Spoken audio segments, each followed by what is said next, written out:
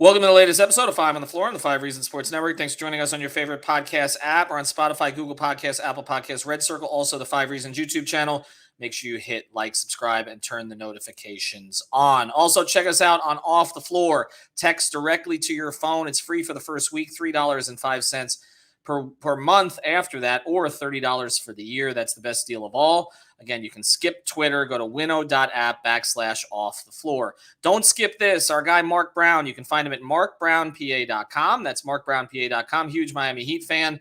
But also the reason that we mention him all the time here is he can help you get an estate plan. If you have a child, you absolutely should know where your money's going to go if something happens to you. He's also a real estate attorney, so he can handle anything related to closings, or if you're passing real estate to somebody else, he's the guy to go to. He's got a title company right there in-house. Again, it's markbrownpa.com. That's M-A-R-C, brownpa.com. If you want more information about Mark, you can always reach out to me directly at the Five Reasons Sports Twitter account. And now, today's episode. Down the Biscayne. Yikes. Five on the floor. Ride for my dogs. Where here's the thing. You can check the score.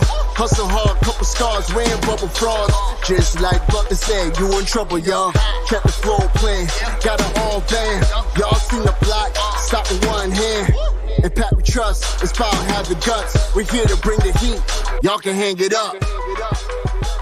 Welcome to Five on the Floor, a daily insider show on the Miami Heat and the NBA, featuring Ethan Skolnick, Greg Sylvander, and Alex Toledo, plus others from the Five Reasons Sports Network. All right, welcome back to Five on the Floor. Here's today's floor plan. I'm Ethan Skolnick. You can follow me at Ethan J. Skolnick and at Five Reasons Sports. I got Alex Toledo. You can follow him at Tropical Blanket. Brady Hawk, you can follow him at Brady Hawk 305. The latest on Dame Lillard is there really is no latest. There was a fake report on Twitter today. Be careful of those. But really, there doesn't seem to have been any noticeable progress. There's nothing coming right now in terms of from, the usual suspects, whether it's Woj, Shams, Chris Haynes. Nothing I really heard from the team or anything related to that. I'm actually flying out to Vegas on Tuesday. It does not appear that much has really been accomplished over the past couple of days, although, again, we may find out later that some things were discussed. So everybody's looking for this big meeting as if, they're going to post it at the top of the MGM Grand or the Wynn or something like that, like Blazers and Heat get in a room. It's not really how this works, okay? That there'll be discussions that go on between general managers, underlings for general managers, and others to kind of get a sense of what the market is out there. And then eventually, obviously, the Heat and the Blazers need to come together on something because that, we believe, is where this is going to go. Now, we have waited to do any kind of Dame on the Heat type episodes because we know that we're going to be accused of jinxing this, and Alex is shaking his head as we do this. But look, we need to stay in the top 15 of the chartable charts, and so I'm going to be totally blatant about this. This is why we're doing it. So I apologize. This is transparency. It's transparent ambition. I'm not going to say anything beyond that, but we slipped out of the top 15 today. It's not like we're doing anything that's disingenuous here because we believe that Dame is going to play on the Heat. So it's not like we're just making this stuff up. But yeah, I know we're going to get accused of jinxing it. What we're going to do is, how would the Miami Heat best optimize a player who was a top 10 offensive player in the NBA last season with most of their current roster intact? So we are going to assume right now, for the purposes of this exercise, gentlemen, that Jimmy and Bam are still around. I think that's a fairly safe bet. We're going to bet that Tyler Hero is not around. We are going to bet that Kyle Lowry is not around. We already know that Gabe Vincent and Max Strus are not around. Kevin Love is. Let's say for the purposes of this exercise that Nikola Jovic is not around, although we can do a different exercise later if he is. Let's assume that Jaquez is around, okay? And then we will do this with Duncan Robinson in, Duncan Robinson out, and we also do this with Caleb Martin in, Caleb Martin out. So we understand that you may look at this and say, okay, well, Nurkic could come back or somebody else could come back. We get that. There are other moving pieces, but we want to do this one way. So let's start here. Let's say that Duncan Robinson is still a member of the Miami Heat. Caleb Martin is not. Okay? Brady, you posted some stuff on this on Off the Floor today. What would that look like? How do you best optimize Dame on both ends? So for starters, I think it plays hand in hand with the 2 spot and the 4 spot in this instance. So like if you're starting Duncan, let's say in this scenario, you're not starting a Kevin Love at the 4. And if you're playing, let's say, a Josh Richardson at the 2, you can afford to play, let's say, a Jovic or a Kevin Love. So, like, it's a bit counterbalance here because I think when you immediately hear about Duncan Robinson staying on the roster and you hear about him in a backcourt Dame, before we even hit on the offense, I think everybody's worried about the defense just because that could just be a wildfire. But, like, Miami's worked around that stuff before. This isn't their first time dealing with point of attack issues, and they have the right guys to clean it up. But the bigger point is that the offensive production just outweighs a lot of that the defensive points that you can bring up. So in the case that, let's say, Duncan's in and Caleb's out, I just think in terms of roster construction, keeping Duncan around, I think would do wonders to kind of just a counterbalance. I feel like the main guys on this roster in terms of when we're talking about role guys, and we keep talking about kind of the other minimum guys you can pick up, or maybe some of the trade package guys that you could kind of go for. But it's like you have a guy in Duncan Robinson that I think really would do wonders for those three guys in terms of when Duncan flies off a screen, we know about what happens. We know there's two on the ball. We know sometimes there's help being shaded over from the weak side. He gets so much attention. It doesn't matter where he is at in his career or how many shots he's missing. He's getting attention. You have a guy in Dame Lillard. When he crosses half court, there's all eyes on him, and there's multiple bodies that need to be put on him because as soon as he passes half court, he's in shooting mode. Like, he can pull from anywhere on the court that it's like you have to put that much attention on him. So then in that instance, I say to myself, we always talk about rim pressure and everything and trying to get that right for Jimmy or get it right for other shooters. When you have that type of gravity on the floor where you have Duncan and Dame that are pulling that many things, what do you think that's going to do for guys like Jimmy and Bam? We always talk about optimizing those two guys because it's a win now mode and it's trying to kind of formulate a certain method around your two best players in kind of previous rosters. I just don't think there's a better way to do that than playing with that type of shooting and that type of gravity. So I'll just say that the Duncan aspect of things really intrigues me. Like, it really does. I think if they could kind of do some things, and Spoelstra would have an absolute – that's a dream for Eric Spoelstra. To be able to have that many options offensively and to be able to run that much of different stuff and have that much space to kind of put Bam and Jimmy in those type of positions. Yeah, it's going to hurt without Caleb, that you're going to need that point of attack defense, that you're probably leaning on a lot more Haywood Highsmith in that instance. He's going to get his number called a lot more often. But I just like the idea of Duncan Robinson staying around. Muted. What's the purpose of a mic if I don't use it? What is the predominant? So let's say that's what it is. Let's say Duncan starts, and we're saying Haywood Highsmith starting at the 4. Is that right? You can. I feel you're going to need a defender. I mean, who are you? You said it's not going to be Love, right? And we're saying Jovic is not there, and Martin's not there, right? So yeah, probably Highsmith, I guess, unless you're getting somebody back from the minimum. But I think Highsmith most likely in that scenario. All right. So then, if that's the case, Alex, in that lineup, what is the predominant action? In that lineup that you're talking about there, so we're still in the same scenario. So right? we're saying Dame, Duncan, Jimmy, Highsmith, and Bam. Oh man, the dominant action is just dominance at that point. No, but I think what the stuff that they already do with Duncan to try to get defenses panicking, that stuff is still going to be there. They're going to do stuff like that with Dame, except obviously it's going to be a lot more because you can run pick and roll sets, you can run handoff sets. I think you could do kind of fun stuff with Dame, like if you want to do their post splits where Dame kind of comes off the ball. I think they could use Dame as a screener. Not that that's like something that he's known for or anything like that, but we know how much Spo likes to throw, kind of Dame as a screener. Guards screening for Jimmy to try to get a guard switched onto him. So I just think that's kind of what I think about the most with Dame. It's all the different things you can do. And if you have him in the same lineup as Duncan, like that, it's really fun to think about because like everything what Brady was just talking about, these guys are already so worried about what Duncan can do, and it helps, create easy opportunities for everybody. And if you have both of them on the floor just involved in actions at all times, to me, it doesn't really matter what action it is. It's just like keep throwing different stuff out there and kind of make the right read because like an action is all about like getting something going. You're trying to get the defense to shift, and then you're just trying to make the right decision, the right read out of however the defense is kind of reacting to it. And so that's where I think the possibilities are kind of endless. Like if you're going to have Dame and Duncan together in a starting lineup with Jimmy and Bam, I think a lot of the stuff that they were doing in the finals, he would fit right in. There's not one action, I think, that they would run with Dame and Duncan in that lineup that would dominate. I think it's just the variety is what would really, I mean, that's what should I think get So everybody excited. let's stay with that lineup then, okay? And let's go with the other two players here, with the other two core guys.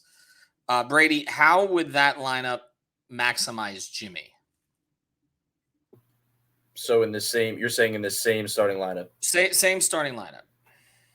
I mean, I think the biggest thing is kind of what I was talking about with the gravity. I think there's just a lot more lanes to work with. I know we always talked about, look, the first thing we said when Kevin Love got acquired, I know we were just waiting to talk about a different player on this Heat roster. But the first thing we talked about was like, okay, Kevin Love is perfect for Jimmy in terms of does really good things with a pick and pop threat. Why does he do good stuff with a pick and pop threat? It just formulates more lanes. When you have a guy that's a pick and pop threat, they're going to shade out more times and he's going to have more room. I just think you're going to see it when we always talk about Kyle Lowry as well. Like when Kyle has the pull up where he's like, take the pull up. It doesn't even matter if you're making it. You just need to take it just to make the defense react to it. Dame's going to take it. Dame is not afraid to take it. He's going to take it contested. He's going to do a lot of that type of stuff. And like I said before, like when you're talking about certain actions, Dame is getting the screen higher than anybody that we've seen on this Heat team. Like we talk about high pick and roll stuff for a lot of different guys. Dame's high pick and roll is much different because he is getting attention out there on the screen. Guys are showing and recovering at half court on his screens. Like it's such a different dynamic that there's just going to be so much more room to operate. So like catch and goes for Jimmy, I think is going to be really important. They can do a lot of that type of stuff. And I'll say the last thing in terms of kind of an action. And if we're keeping on this lineup, the last thing, when you were talking about an action, if you watch Dame, they run a lot of 3-man sets for him. Like he does a lot of stuff like that. They do horn stuff. They do a lot of double drag stuff, like a lot of 3-man sets for him. Spain, possibly, yeah, that as well. They could do some of that with Duncan kind of screening and slipping out. But I'll say Dame, Duncan, and Bam on paper would make the most sense for 3-man actions. Like I think that is something Spo would endlessly rely on. And I just think that's what Jimmy's going to love because there's going to be times where they have to help off on a there's 2 fly out at Dame out of it, then Bam as a slip, and then all of a sudden they're helping over on Bam, and now Jimmy's way more open than he's been in recent times. I think that's just the enjoyable part is that Jimmy can do different things without having to be relied upon in the offense, and that's kind of what the whole point has been in regular seasons in the past. It's like, can you put the offensive burden on somebody else other than Jimmy for long periods of time that they can kind of put that on their back? And I think other than the fact that we could say, yeah, it's Damian Lillard, he can go drop 70 in a game, it's like those little things I think you'll see kind of Jimmy's game open up for. All right, so Bam, Alex, how does that lineup help Bam? Well, kind of along the same lines. I just think Bam, in 3-man actions, in pick and roll, he's going to be kind of involved in everything, which that's been the case for years at this point. But now with that option there, I just think it unlocks a level of I just think that it's so much more dynamic offensively for Bam because he can kind of, I think, slot into the proper role for him where there won't be so much pressure on him to kind of turn it up as an individual shot creator where whenever he does do it, it's going to be a welcome sight for everybody. I'm sure it's still going to be a running topic because everybody wants him to average 25 or whatever. But look, at the end of the day, he's going to be in the perfect role if Damian Lillard is on this team. I think he's going to get so many, easier like dump off passes, just basic stuff that I think a lot of these easier points have kind of been missing for him in these past couple of years. It feels like it's hard to get easy points for him sometimes. His dunks are way down, actually. Exactly. Percentage of his shots. So. Exactly. The dump down passes for an easy dunk in the dunker spot or the lobs. The lobs are going to be back. I just think the threat of Dame all over the floor and the fact that, like Brady was talking about, he stretches you out to like 40 feet deep. You have to be worried about that. I can't imagine how much fun and how freely Bam can play now and kind of play his game where he doesn't have to necessarily force anything. So, despite like all the things that we feel Bam can do better and can still grow into, right? Like polishing his finishing game, polishing the back to basket stuff, maybe, taking a 3 or 2 per game, all these little things that we can nitpick about, they're still valid. They're still there. All of that. I just think everything that he's already great at is going to become a lot easier. I just think it's an amazing fit. Obviously they've played together before, but it's really what we've been talking about. Like the amount of gravity that Dame and, potentially Duncan, if he's in that lineup, would command. It's just making things infinitely easier for Jimmy and Bam, where it felt like before the pressure was mostly on them to try to come up with easy shots for others, and not enough easy shots were created for them. So I think that's really where you're gonna kind of feel it the most. All right. So, and when we come back, we're going to flip the lineup here. So you guys think about this, and we're going to say that Duncan is gone and Caleb is there. Okay. Let's not get into Jovic and Jaquez because, again, we don't know what kind of roles they would play anyway. So let's just say we're coming back, Bam, Caleb, or Love. I'm going to let you guys choose on that because we know Love is coming back. Caleb or Love, Jimmy, potentially Josh Richardson, Dame Lillard. Those are your 6 players for a potential starting lineup. So we're going to discuss that after this break. But before we do, I want to tell you about Prize Picks. Use the code 5, FIVE. Get that initial deposit matched up to $100. People have been asking, can you play Summer League? You absolutely can play Summer League. You could have played Wemby tonight. So go to Prize Picks. Use the code 5, FIVE. Get your Orlando Robinson props in there and everything else. Again, there are no rollovers here. This is legal in the state of Florida and many other states. Go to prizepicks.com. Get that additional deposit matched up to $100 with the code 5. Also want to mention our friend Mark over at U-Break Wheel Fix. That's with a U. Your complete wheel solution. They do the powder coating, the refinishing. They also do the repairs. We know that that's necessary on the streets of South Florida. Reach out to them at ubreakwheelfix.com. That's with a U. ubreakwheelfix.com. They are based in the Aventura area. They'll take good care of you. Mention 5 reasons and you'll get a discount. All right, so let's go to this other starting lineup. First thing, are those 6 players that I gave you, Alex? I'm going to Alex first this time, then Brady. Who are you starting? You know me. Everything is a tough question. I think I'm still starting Caleb. You said he's still around in this scenario, right? So you're starting Caleb over Kevin Love? Yeah. Well, I think I'm starting both of them. I think that's where I'm at right now. And Josh off the bench. I think I'm keeping Josh off the bench for now. No shade towards him, nothing like that. I just think it's more like kind of rewarding Caleb for the playoff run he had. And I do think it'll look weird, right? Just like looking at him listed as a shooting guard. I'm not sure. Like we haven't really seen him play that position technically, but it's kind of already what he's doing because, you know, positionless NBA, all that stuff. I think the guy defends guards at a really high level. And I think he would be a nice fit next to Dame in that backcourt to just, you know, be the point of attack guy at a full-time level, which we haven't necessarily seen him do that because he does plenty of that, but we've seen him share that kind of role with guys before with Gabe. I think he could do it as a starter. I think if you just make that his job, he could do it. And I think Caleb and Bam is something that'll still work pretty well in the regular season, even though it didn't work too well at the end of the regular season there. I think they kind of figured out some stuff with how to play with each other during the playoffs. And that's kind of where I feel good with the starting lineup. I think Jay Rich is probably a little bit better of a ball handler than Caleb, whereas I feel like Caleb is better attacking the rim and finishing. Jay Rich has a little bit more like kind of pull-up juice as a mid-range guy. So there's some similarities. Josh can do the point of attack defense stuff. But I'm going to give the nod to Caleb there for what he can do as a finisher, as a point of attack defender. Brady, is there enough spacing in that group, I guess? Yeah, that's the question. I think it depends. I mean, Caleb shot well from 3, and if he can carry that over, I guess. But if you're asking for my lineup, I think I would go a little differently. For one, the idea of like Dame, Jay Rich, Jimmy, Caleb, and Bam is extremely fun. Like as a lineup in itself, not a starting lineup. I think it's a fun lineup in general, but the reason I say I don't think it's a starting lineup, at least off the bat, is the fact that I don't think you could play Kevin Love and like a Thomas Bryant off the bench together. I mean, you're probably sitting in zone the entire time your bench comes in, and I just don't think you want to be kind of put in that position. Like that's just a tough. And you're having, you know, you want your low box guys to be kind of the quicker guys that are covering up for guys. And then now if you have Kevin Love in that position, it just makes things much more difficult. It feels like for them defensively. So I think personally, I might go in the direction of like Kevin Love at the 4 and Jay Rich at the 2, just because we've seen some of the stuff that he's done spot up wise. And the reason I'll say that is because Alex said on the fact that he thinks kind of Jay Rich is probably a better ball handler and stuff, which is probably the case. But I just feel like from what we've seen from Caleb Martin, if you keep him around, and Ethan, you've hinted at this, I think there's more to his game that you could probably get out of him in terms of offensive production. I know we've talked about isolation stuff.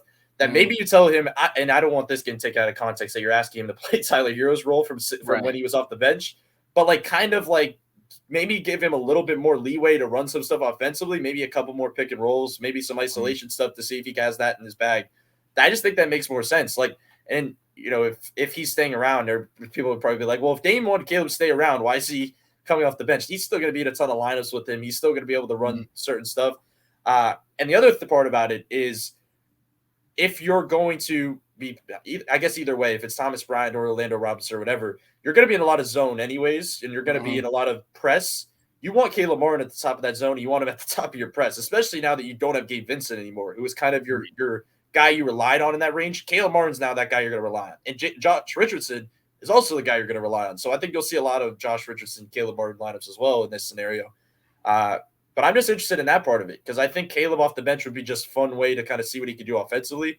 And to answer the starting lineup part, that specifically feels like there's enough spacing. And it's funny because we have to also know, like, a lot of lineups that wouldn't naturally be good spacing Heat lineups are going to be because you have Damian Lillard. Right. So yeah, we keep forgetting that. They don't necessarily need an elite spacer next to him because he is one, right? Like he's a walking spacer. He's a walking creator and spacer. So a lot of this stuff can be figured out on the fly.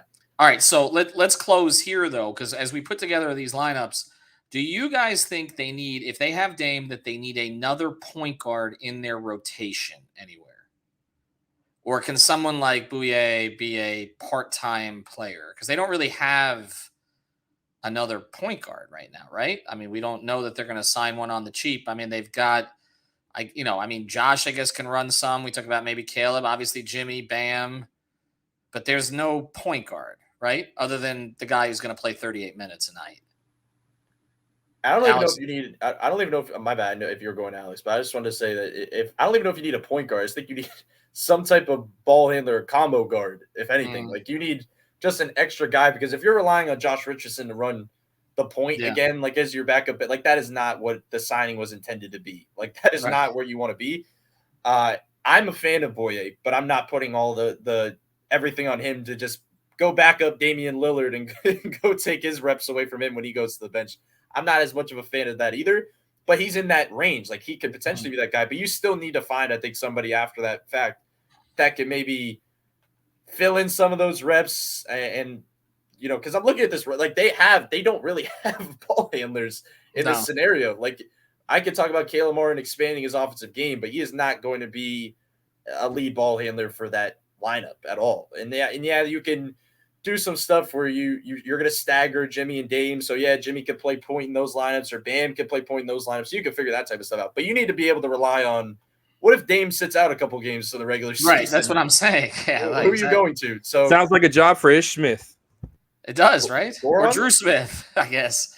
Or Drew Smith. Look, we might have to prepare Heat fans because that's a possibility. Like with just the way that they keep bringing him back, the fact that he's 26 years old. I like Bouye more. Like I think he's done more individually impressive so far in Summer League.